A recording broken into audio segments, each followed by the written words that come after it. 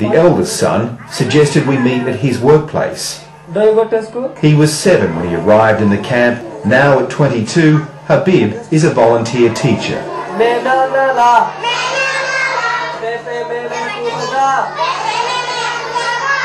For the first 5 years of the camp's existence, schools weren't allowed. Educating refugees was thought to be encouraging them to stay. Even now, all that's permitted are primary level class. But there's a desperate shortage of teachers and books. Classes are taught by refugees with no teaching qualifications.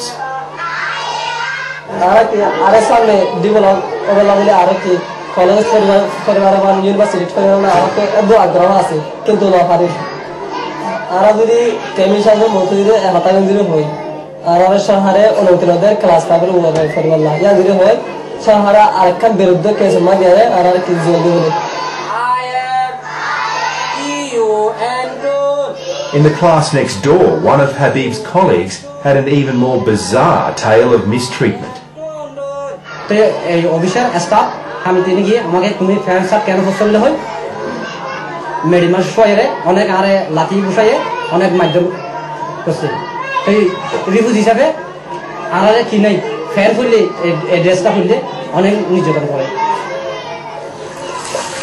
Most of the men in this part of the world wrap themselves in cotton lungis.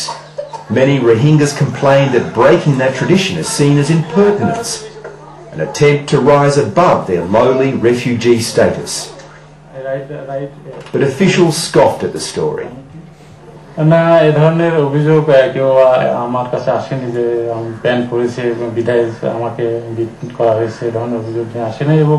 Mohammed Asad Uzzaman is the Bangladesh government official in charge.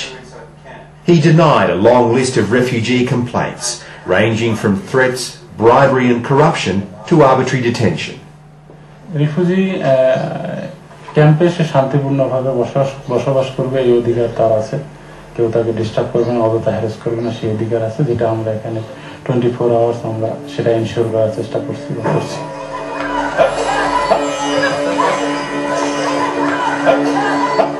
The guardians of those so-called rights are stick-wielding policemen. These are the most visible culprits of a pattern of official abuse documented over the years by credible outside agencies, including the United Nations. Forced prostitution, allegations of extortion. Some of the refugees do manage to get out and work. The money is taken away from them. Abuses such as stealing rations that they're actually getting from the international community, from UNAID, stealing food, stealing other non-food items such as mosquito nets that's being handed out, plastic sheeting which are very important, etc. Refugee camps were set up in a hurry. They were never meant to be permanent.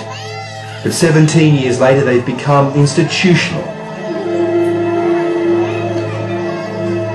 The money to run them comes from the United Nations, but the UN has very little control. The Bangladesh government calls the shots. The UNHCR's work is always a challenge, and I think Bangladesh has been no exception. Yes, we've had some very difficult discussions over the past year with the government, but I also think that this has opened doors to actually review the situation and jointly come up with some different ways of looking at the situation of these 26,000 refugees, human beings.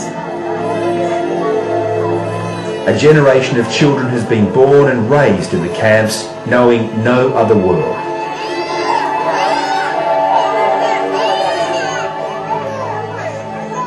One of the things about this place is that probably half the population are children and they have absolutely nothing to do.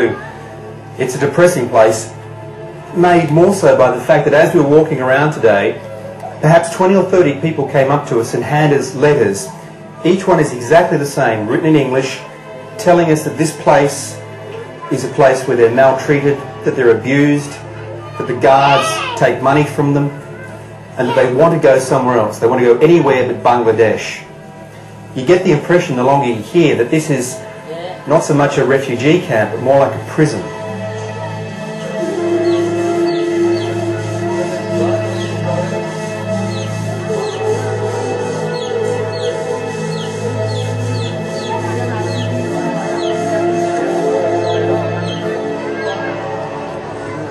Hafaz Salilama didn't want to write a letter. He wanted to tell us himself that he's been beaten, jailed and harassed during his 17-year stay.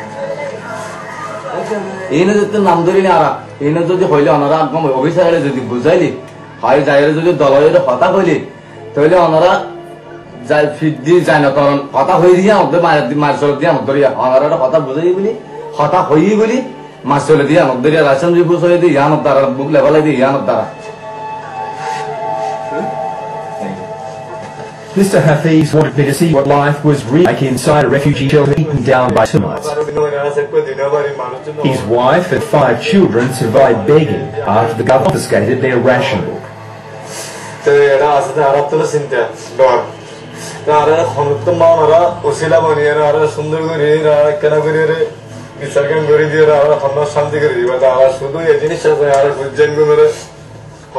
His wife begged me to offer them poison so the family could escape this life of hopeless poverty.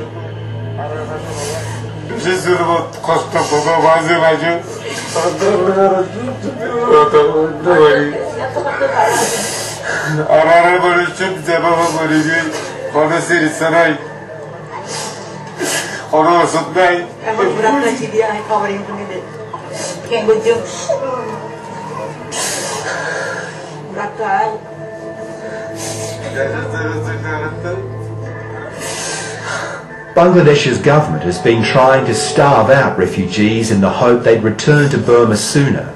The strategy worked for a while. Many did go home.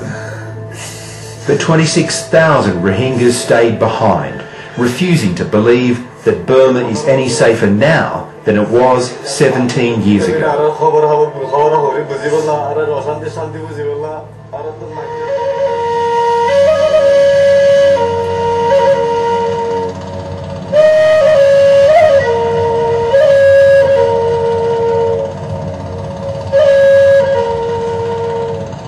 As if life in the official camp isn't bad enough, for some refugees living down the river, conditions are much worse. There are many thousands of Rohingyas living here in Bangladesh who don't have the protection of the United Nations, and life for them is that much harder.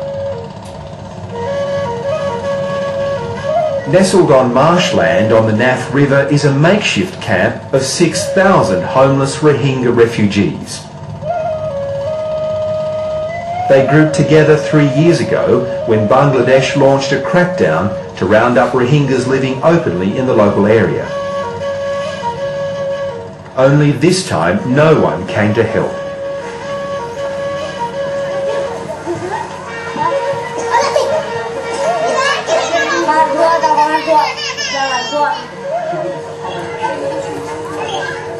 The squalor makes the UN camp look first class.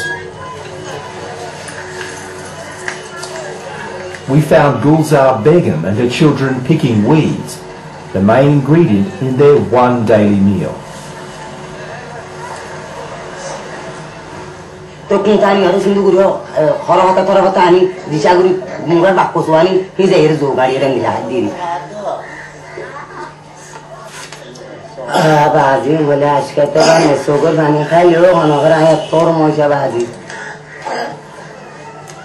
Bangladesh won't feed any member of this camp and won't let any outside agency do it either. Hundreds of families live in perpetual fear of starvation.